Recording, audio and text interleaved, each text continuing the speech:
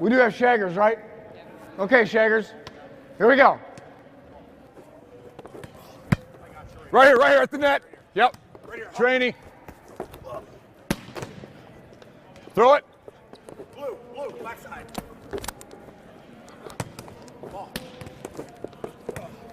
You're good. Behind the line. Go. Yeah, go. Faster. Right here. Ball. Right here. Hut. Ball. Gotcha right here. You're on the line. Bump set. Yep. Good hut. Got a hut. Ball. Five. Ball. High. Gotcha right You're here. good. Behind 10 foot. Use your hands. Right here. Hut. Ball.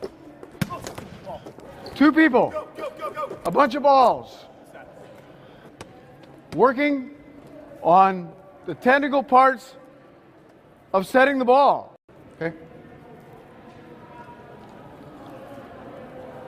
Defense, setting a ball, and then setting a third ball. As Rock calls him where to go.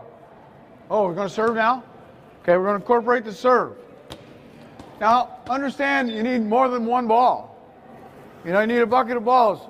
And you may not have shaggers. That's all right.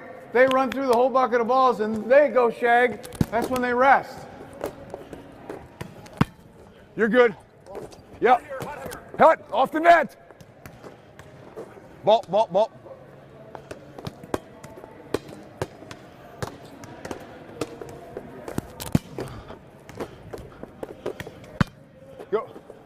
Go. Get on it. You'll hold that for me, please. One of the things that we don't spend a lot of time on with our setter is their serving. And certainly their defense. And then hitting the ball high outside with a live hitter. Two people playing volleyball. Two people in the gym without a coach. Without a coach. Real fast.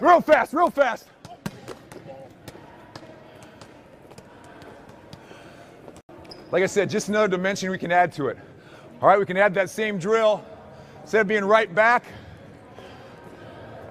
All right, one thing setters don't do very well, and I know a lot of you probably play rotation defense, so the ball set back backside, come underneath, play for the tip. All right, as the play gets better, faster, taller, stronger, this ball will be hit. You'll see him hit a bunch tonight at the semifinals. Those girls hit the ball in front of the 10-foot line all the time. So we got to work on blocking, getting off the net to dig this hard-driven ball. All right, Rock throws me another one. I said high ball. Third ball, come in, transition set. He talks to me what he wants. All right, all in the scheme of the game. This is going to be a workout today. Holy lick. Yeah. And you can teach your setter these drills, and you can teach your setter the multiple touches and the different situations that happen in the game as it takes place. Multiple touches of the ball. Most of our setters, when they train, touch the ball one, maybe two times at the most. And it's usually a repetitive set to the same location with the same hitter instead of multiple sets to different locations. You got it, yeah. Go here. Real fast. High here.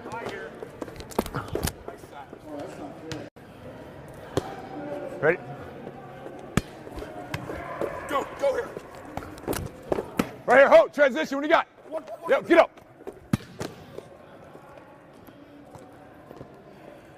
Wow. Come on, Setter, go. getting from rotation Wait 3 on or it, wait on 4, it, ball. setting the ball, Right here. coverage ball, Wait. ball fest high outside, multiple touches. Now, not only is it good training for the setter, but who else is getting trained here? Oh, how about this hitter person? Huh? How about this hitter person that complains that they don't have anybody to set them the ball so they can train during the summer out of season? How about that guy or gal? Huh? And I guarantee you that if they go to the gym and do these drills that Loy and Ryan are doing, your hitter will develop some aerobic capacity to play the game. let alone working on hitting shots, hitting different sets, et cetera, et cetera. It's great hitter training as well. And not only, we always talk about chemistry. You know, obviously as a setter, you have to find out how each of your hitter likes the ball. I mean, any of you ever seen us play back in 08, you know Stanley Clayton, MVP from the Beijing Olympics, hits an unbelievably high ball for an opposite compared to most of the world right now.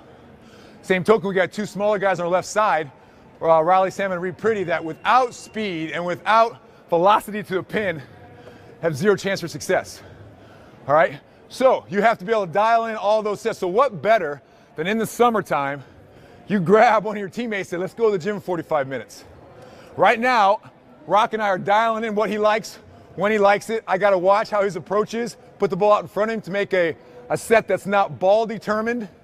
By that I mean, if the set's low and inside, where's the hitter got to hit it? Cross court. Ball flies past the antenna, and the hitter has to chase it. Where's he got to hit it? Down the line. As a setter, we don't want to set ball-determined sets. We want hitter-determined sets, where it's in that window where the hitter can go boom, boom, boom, whatever they want. Tough part is not every hitter's window is the same. All right, so that's where this kind of training in the summertime becomes unbelievably beneficial. You know, with the national team, I didn't do, when I was playing with the national team, I didn't do this because we were training and I was actually in the gym with those guys. All right, but when I stopped with the national team after 08, but I was still playing club ball, it became unbelievably important to do this 3-4 times a week to keep rhythm with hitters, to keep myself in system, because as a setter, that's what we really want to do, keep people in system. And the best way to do that, besides this training, is if you can already hear me out here communicating. All right? I got to say what set he's going to hit. He's got to say, no, I don't want, I want this one. He's got to say, let's go faster. He's got to say, let's play the ball. He's got to say, I'm off the net in transition. All that communication makes the team more cohesive. It makes the hitter-setter relationship more cohesive. And that ends up in W's, pure and simple. Balls served. First of all, I determine as a setter, is it Clay Stanley serving? If so, that pass is not going to be perfect. Is it my old man serving underhand? Okay, maybe it'll be a little more perfect. I can kind of cheat up there. Ball served, all right? Was we determine who's serving. Second of all, we determine the platform of the passer. If our passer, as we're running up here, we're watching him pass, if you see her platform facing that way, well, that's the way the ball is going to go. All right, so we're going to cut the ball off before we even get to the net. If the ball's passed here, I'm going right to it. All right? If the ball's passed here, I'm watching going right to it instead of going V formation like those geese we saw in the video at the banquet if anybody was in there. I'm not going to waste my motion, be efficient with my footwork, and get to where the ball goes. All right? This move over here, the reason I talk about squaring the shoulders, and this is something that a lot of young people have a hard time, it takes a lot of reps, but it'll make a huge difference. And you should start them early on it. All right? Instead of having that ball, your shoulders square, where the ball goes backwards, because if it's a bad pass and I'm here, my shoulders square, all right, and set the ball backwards, obviously it's not going to be very good. But if I'm here, core tight, facing this way, if the ball's here, all right? What do I got? I got the quick, boom. I got the outside, boom. It all looks the same. Middle blocker can't tell the difference. If I'm like this, middle blocker can tell, back set. Right? If I'm like this, boom, boom, boom. All right? The back set's the hardest, but it's something that can be trained very easily. Instead of following through, back over your head, I'm going to demo, we're going to follow through to the antenna. We're off the net. Shoulders are square. In a position we can set any ball we want. Pipe, 30, back pipe, and what we call a red or a 5-ball. But we follow through with balls here, last second, to the antenna. To the antenna, keeping that ball in front of our hitter so when they broad jump, the ball's out in here, and not how many times when the ball's off the net does the ball end up behind the hitter because we can't lead them. We're putting your hands in the antenna, the ball will be led a little bit. I'm going to do one or two, then you do it. Hold that, thank you.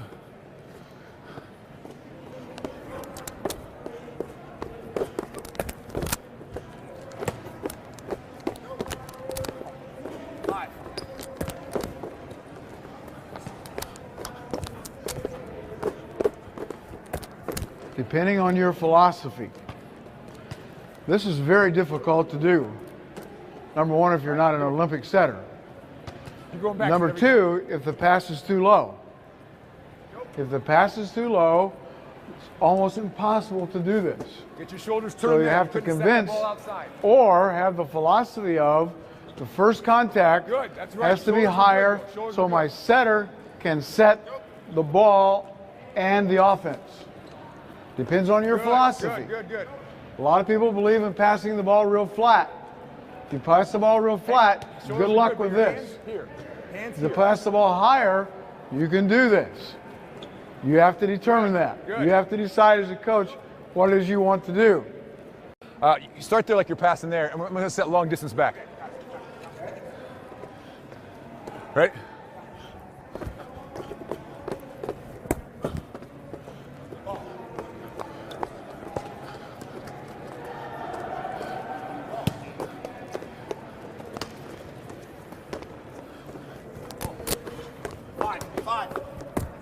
Now, if Lloyd and Ryan were just doing this by themselves and have the other two girls in, they wouldn't worry about the balls.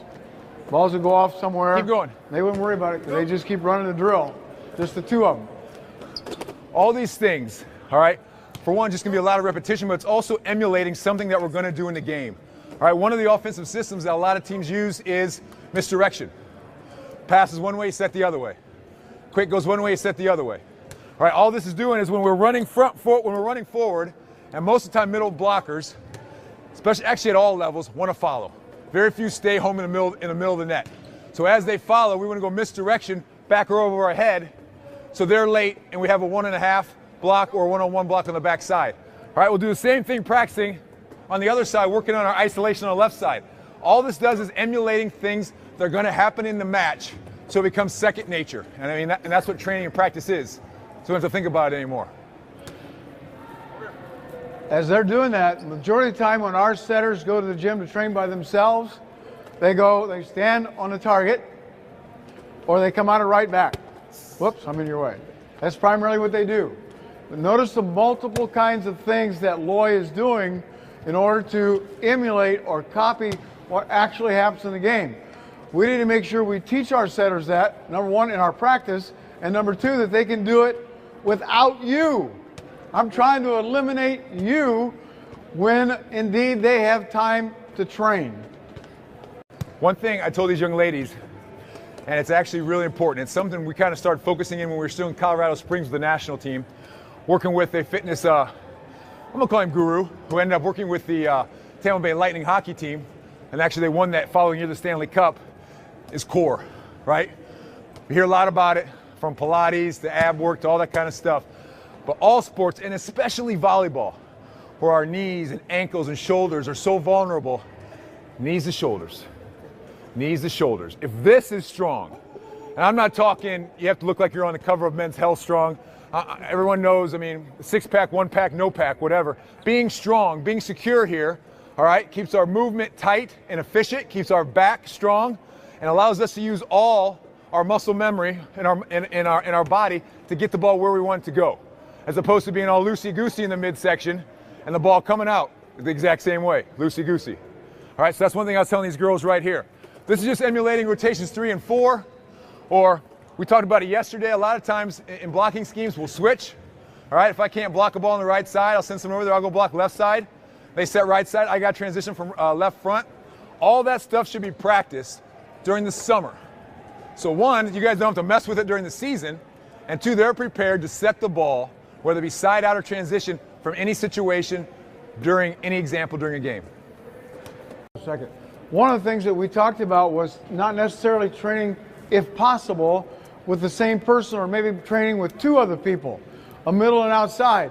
Imagine your middle hitting goes or hitting high balls. You're going, yeah, whatever. Imagine you're outside hitting maybe a quick or something like that in a different combination. You're going, yeah, not mine. I'm going to tell you right now, I have the same problem. The very same problem. But think about what kind of training that is. Think about what good kind of training that is. Yesterday in our setting clinic, Lindsey Berg talked about the women's game in particular, and it's really hard because we can't pass the ball in this country. Because we got all those substitutions and all those little gals running there who can pass the ball, but when they get to the international level, they can't all play. So we need to be able to train, cross-train more. And what happens if you're playing the game and all of a sudden the middle blocker gets caught out here? or the outside blocker gets caught out here, or the setter, heaven forbid, would end up playing middle back. Because if the setter, over there right quick. If the, dive and play a ball right here and lay on the floor. Wait, dive and play a ball right here and lay on the floor. Stay right there. If he's there or she is there, where do they go to play defense? Right back. That means they got to turn and run all the way over there. How about middle back, sliding over and playing defense, and a setter coming back here? How about that deal? And if you do that, you balance the floor. But the problem is, oh my God, my setter's in the middle back. What are we going to do? Well, this is what you do. Go.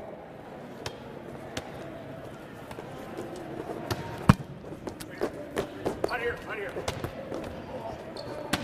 Go ahead and make it a good pass. Multiple contacts with a live hitter that tells our setter where to set the ball, instead of that thing that sets out here that is the same position every time, that big ring we set the ball into. Go here. It's the same spot every time. Give me left back. And unless your setters or hitters are exactly 6'4" and they all jump 36 inches and all the same arm swing, the window he talked about is not the same. And I think we got to reteach, one, how to set a high ball. If you watch mine, high enough, close enough to the net so we can play block out, right? We can tool shot, because chances are there's going to be 3 blockers. Awesome. Bob Savertlik, guys like that made a career with blockers up there, finding every nook and cranny, every finger to get the ball to block out, right? Inside the court, all right? So if we're outside the court, right away we take away our line shot, ball's got to drop inside the court, line, high hands, sharp cross, tip in the campfire, all available, all golden, all won gold medals. Lost start. All right, but I'm digging this to you. Okay.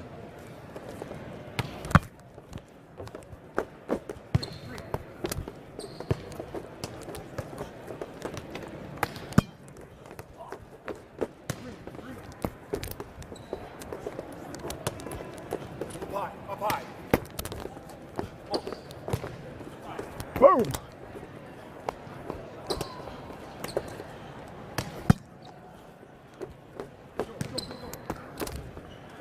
It's good, it's good. If you look at most statistics, when the ball is served and received on this half of the court, numbers are better. Why? Well, because easier as a setter to see the ball coming at me. When the ball's passing here, and I remember, where's Riley? The words of wisdom I got from Randy Stokeliffs, of all people. I talked to Randy one time my entire life, beach legend. And we're down the beach one day training after the national team. Randy comes up, still chiseled, of course, headband on, flowing hair. I mean, dude's good looking, I get it. And says, you know what you guys don't do enough? I said, what's that, Randy? I was just waiting for some off-the-wall thing. But he's like, you should serve to area 1 all the time. I was like, what do you mean all the time? It depends who's there. Nah, it doesn't matter who's there. Libro, best passer. I was like, well, do you have any data to back up this statement, Randy? He's like, 67% of the time. Now, Randy Stokeliffs, so take it with plus or minus maybe a little. 67% of the time, when the ball is served to right back or short right front, setter has to play the ball over the head, you're going to have a chance for a point on the other side. Because we're not good at it. We don't train it. I mean, you watch these drills, we kind of did it up until this point. How many balls were thrown over my head? None. They're all coming from there. Right? So it becomes real comfortable. When your coach says, hey, let's do some reps. Where's he stand? Right here. Right? This ball right here, coming up, finding the target, ball coming over my head, getting my hands and body in a good position, and then being able to set go, quick, bick, back. Woo! Yeah, it's hard for us. Something you got to train in your youngins right away. All right, that ball coming over from zone 1.